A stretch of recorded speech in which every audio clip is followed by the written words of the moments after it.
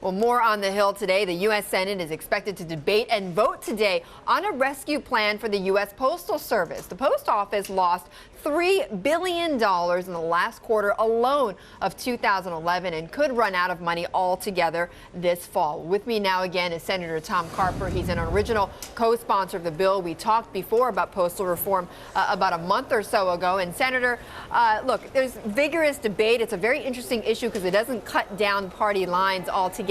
What's going to be the common ground that you will see in the votes today?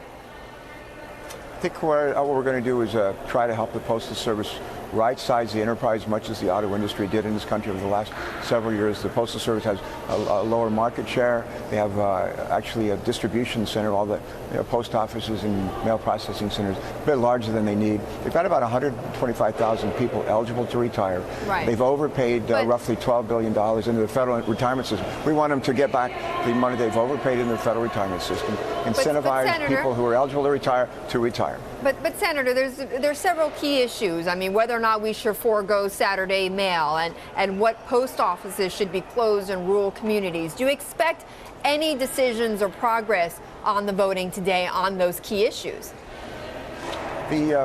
On the issue of post office closings, we've got about 33,000 post offices across the country, and a number of those they pay the postmaster $50,000 or $60,000 a year. They sell $15,000, $20,000 worth of stamps. I think the idea here is not necessarily to close those post offices, to incentivize the postmasters to retire, and then allow them to come back after they've retired and work maybe for $15 an hour, run the post office for 2, 4, 6 hours a day, save a lot of money that way, and we hope to do that with thousands of post offices. Again, communities can decide if they want to do that or have the post office in their supermarket or in maybe the convenience store, but they'll have a menu of options to choose from. But clearly things have to change, and Senator,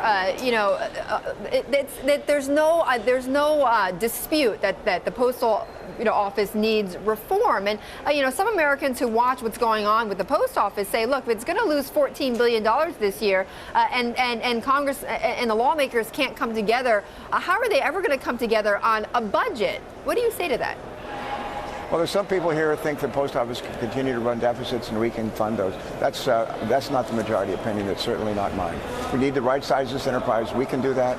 They have more mail processing centers than they need. We're going to close about 125 of those this year. And we're going to incentivize a lot of people, just like the auto industry did. They incentivize a whole lot of people to go ahead and retire. We've got a lot of people eligible to retire in the postal system, about 125,000, and we want to incentivize a lot of them to retire.